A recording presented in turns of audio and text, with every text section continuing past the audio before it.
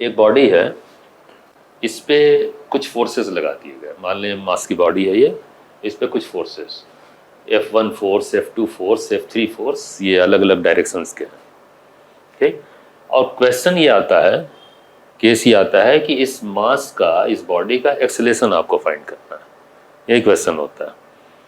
तो इतने सारे फोर्सेस लग रहे हैं और एक्सेलेरेशन निकालना है, तो इन फोर्सेस को लेने का क्या तरीका होगा? अभी तो इक्वेशन उन्होंने लिखी थी F = m/2 है, तो उसमें तो एक फोर्स हो गया F, और वो एक्सटर्नल फोर्स होता है। अगर बहुत सारे फोर्स हो गए तो वही एक्सटर्नल फोर्स F जो है ना, वो नेट फोर्स हो जाता है, इन फोर्सेस का नेट फोर्स।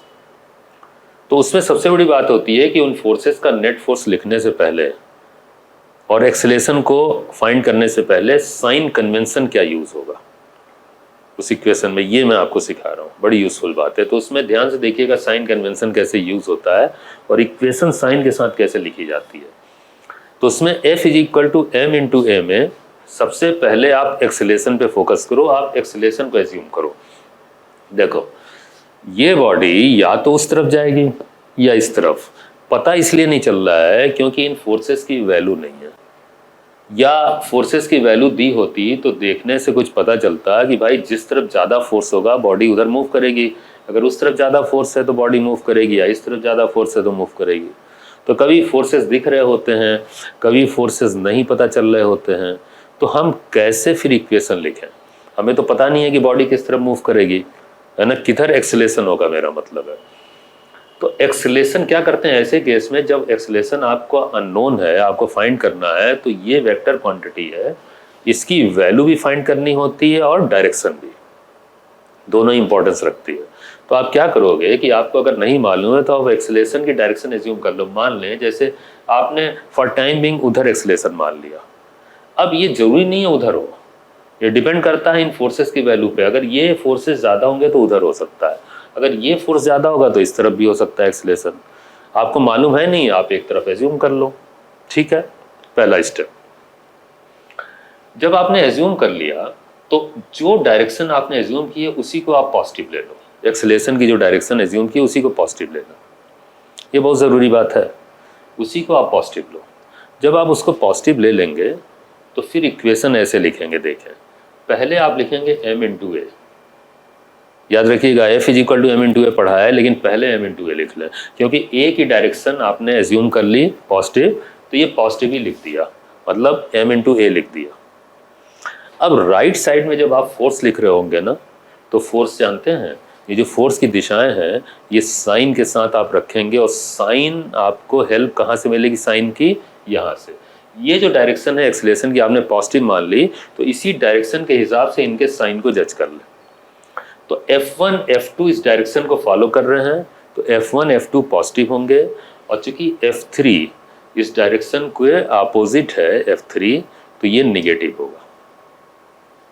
ठीक, तो ध्यान दीजिएगा, इसी डायरेक्शन के हिसाब से यहाँ पे मैं लिख रहा हूँ F1 F2 positive, F1 F2 ये दोनों पॉजिटिव क्योंकि ये डायरेक्शन को सपोर्ट कर रहे हैं, और F3 निगेटिव। ये है तरीका इक्वेशन लिखने का। और यहाँ पे एक खास बात है, ये जब आप इसे कैलकुलेट करके लाएंगे तो एक्सेलेरेशन की वैल्यू आएगी, ठीक, और साथ साथ साइन भी आएगा एक्सेलेरेशन का। तो ध्यान रखिएगा कि अगर एक्सेलेरेशन का साइन पॉजिटिव आ गया तो जो डायरेक्शन आपने एज्यूम की थी ना वो सही हो जाएगी। The assumed direction of acceleration is correct, क्योंकि ये भी तो जानना है ना कि एक्सेलेरेशन की डायरेक्शन जो आपने एज्यूम की है वो सही है गलत है। बाई चांस अगर एक्सेलेरेशन का साइन निगेटिव आ गया, तो बस आपको सिंपल इतना सा काम करना है कि जो डायरेक्शन आपने एज्यूम की थी वो उल्टी एज्यूम कर ली थी, गलत एज्यूम कर ली थी, उसे सही कर ले। The assumed direction of acceleration is incorrect and should be reversed. घबराइएगा नहीं, क्योंकि निगेटिव या पॉजिटिव सिर्फ डायरेक्शन से संबंधित बात है, वैल्यू गलत नहीं आती है। ये खास बात है, जब आप इसे कैलकुलेट करेंगे तो कुछ वैल्यू भी आएगी और साइन भी आएगा। अगर साइन पॉजिटिव आ गया तो डायरेक्शन भी आपने सही एज्यूम कर लिए, एक्सेलेरेशन की वैल्यू तो आपने निकाल ही लिया। और बाई चांस अगर निगेटिव आ जाता है तो सिर्फ आपको एक काम करना है, वैल्यू वही रहेगी, वैल्यू गलत नहीं आती है कभी भी। ये बड़ी खास बात है, आप डायरेक्शन चाहे इधर एज्यूम कर लें चाहे इधर, चाहे सही चाहे गलत, वैल्यू गलत नहीं आएगी। नहीं तो काम बढ़ जाता, काम नहीं बढ़ा। बस साइन क्या करेगा, अगर पॉजिटिव आ गया तो आपको ये बता रहा हो कि भाई आपने खुश हो जाइए, आपने जो डायरेक्शन एज्यूम की थी वो सही है। और माइनस साइन अगर आया तो वो कहेगा कि आप दुखी मत होइए बस एक काम कर लीजिए, वैल्यू आपकी सही है, आप डायरेक्शन को उल्टा कर लें जो आपने एज्यूम किया था, उसमें भी टाइम नहीं लगना। तो हो गया। फिर एक्सेलेरेशन जो है आपने डायरेक्शन समेत फाइंड कर ली। चलिए एक एग्जांपल मैं आपको दिखाता हूँ इस पे कैसे, मेरा कहने का मतलब क्या। देखिए एक एग्जांपल है, find acceleration of the block. एक ब्लॉक है जो 10 kg का है, इस पे कुछ फोर्सेस लगे, हमें इसकी एक्सेलेरेशन की वैल्यू और साइन दोनों फाइंड करना होगा, मतलब डायरेक्शन। ठीक, चले हम एक डायरेक्शन एज्यूम करते हैं। मान लें हमने एक्सेलेरेशन की डायरेक्शन एज्यूम की, स्टेप्स यही बता रहा था मैं, दिमाग में बैठाते जाए, बिल्कुल इतना यूज होगा नहीं है कि वैसे ही बैठ जाएगा दिमाग में आपके। ये डायरेक्शन पॉजिटिव एज्यूम कर ली, ठीक, जो एक्सेलेरेशन की डायरेक्शन ली मैंने वो पॉजिटिव हो गई। अब आप लिखना शुरू करें 10 × a, पहले 10 × a लिख दिया, फिर उसके बाद ये जो फोर्सेस हैं वो साइन के साथ लिखें। तो फोर्सेस जो होंगे उसमें आप देखें ये 20 पॉजिटिव है कि नहीं, ये डायरेक्शन को सपोर्ट कर रहा है, 20 पॉजिटिव, ऐसे 30 भी पॉजिटिव, ठीक। लेकिन ये 70 जो है वो निगेटिव होगा क्योंकि इस डायरेक्शन के अपोजिट है।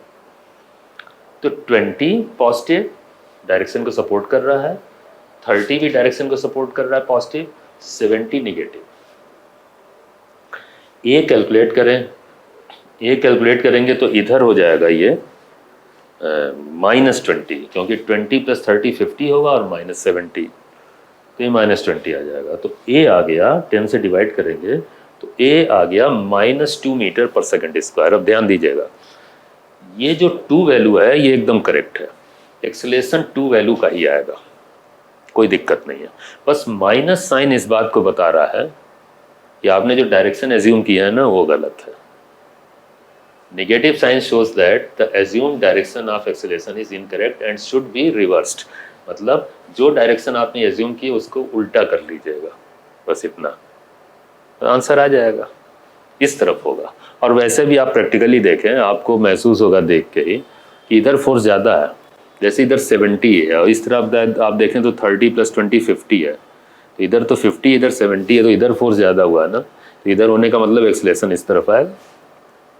हमने उधर एज्यूम कर लिया था, क्या दिक्कत है, कोई टाइम तो वेस्ट हुआ नहीं, बता तो दिया इसने कि सही कर लो, वैल्यू सही है। ये होता है लिखने का तरीका, ठीक। तो यहाँ पे आपने ये जो इक्वेशन लिखना सीखा है ना, ये बहुत यूजफुल बात है, ये हमेशा यूज होता रहेगा, मैं बार बार कह रहा हूँ इस बात का, तो विशेष ध्यान दीजिए, मुश्किल बिल्कुल नहीं है।